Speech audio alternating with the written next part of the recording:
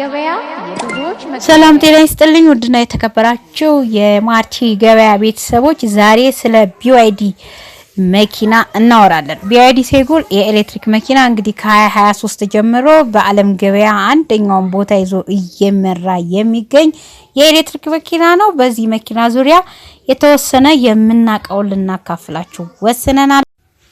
BYD ሴጉል በአለም ገበያ ላይ ከፍተኛ ተወዳጅነትን ያገኘ እጅግ ተመጣጣኝ ዋጋ ያለውና ዘመናዊ ኤሌክትሪክ መኪና ነው።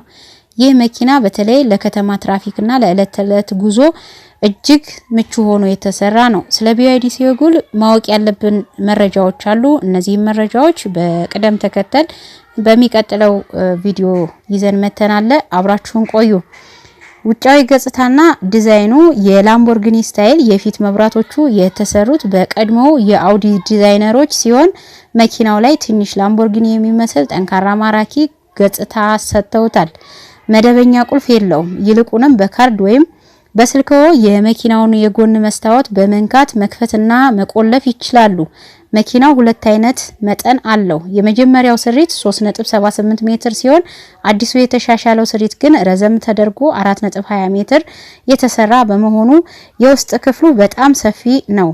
ባትሪ ወይም ጉልበቱ እና የጉዞ ርቀት የባትሪ ጥራት BYD እጅግ አስተማማኝና ደህንነቱ የተጠበቀ ቴክኖሎጂን ተጠቅሟል።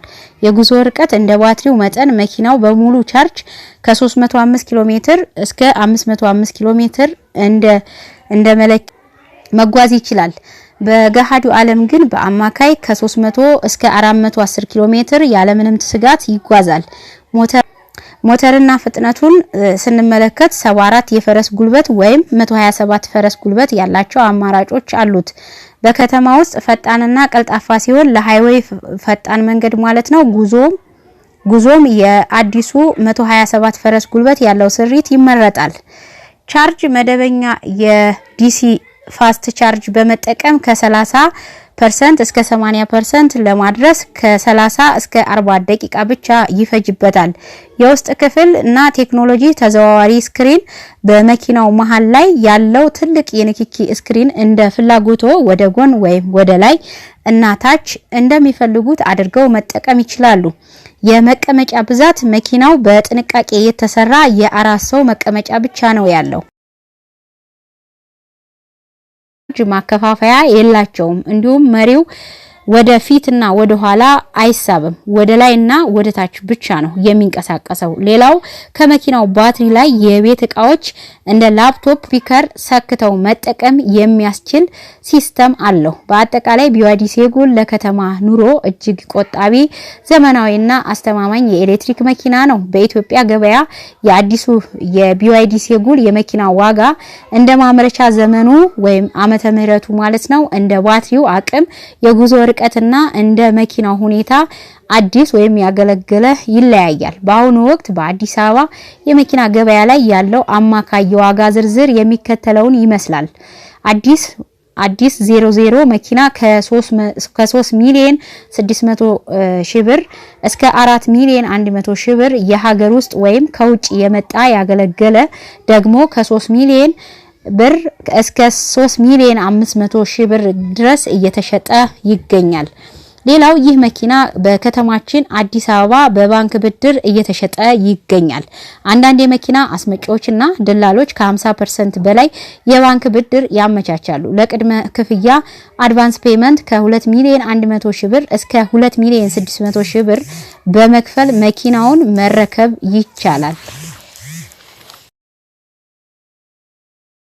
የባንክ ብድሩን እከፍላለሁ ብለው ሊያስቡ ይችላሉ። የሚከተለውን አማራጮች እንደ ሐሳብ አቅርበናል። ሌሎችም አማራጮች ይኖራሉ። በእናንተም በኩል ይሄንንም አማራጭ በመጠቀም ልትገለገሉበት ወይም ደግሞ ልትጠቀሙበት ትችላላችሁ ማለት ነው። ይህ መኪና ለተለያየ ቅርብ እና ቀረብ ያሉ ቦታዎች ላይ በመንቀሳቀስ ትራንስፖርት መስጠት ይቻላል። ለምሳሌ በከተማችን የትራንስፖርት እጥረት ስላለ የራይድ እንዲሁም ደግሞ ፈረስ ሌሎችንም ስራዎችን መስራት ይቻላል ማለት ነው። በየቀኑ መመላለሻ ኮንትራት ማከራየት ይቻላል።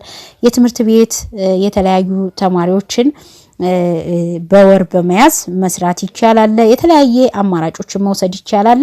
የባንኩን ዕዳ በዚህ መልኩ መቀበል ማለት ማግኘት እንችላለን ዋጋውን።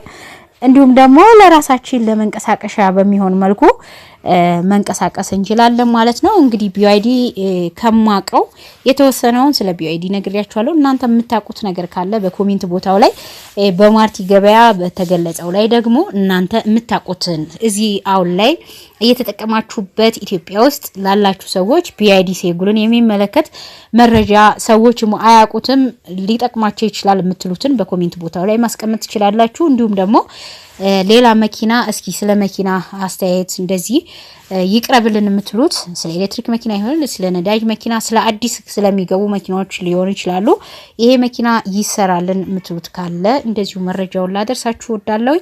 ለዛሬ ይዤ የመጣሁት ይሄን ይመስላል። ማርቲ ገበያ የብዙዎች መገበያ መሆኑ መጠን የተለያየ መረጃዎች እየደረሷችሁ እንዲገኙ እንዲቀጥሉ ማርቲ ገበያን ሰብስክራይብ ማድረግ አትርሱ። እንዲሁም ለሌሎችም ደግሞ መሸጥም መግዛትም እንዲሁም መለወጥም ለሚፈልጉ ሰዎች ሼር እያደረጋችሁ ለወዳጅ ዘመዶቻችሁ አካፍሉ። ለዛሬ ይዤ የመጣሁት ይመስላል። ሰላም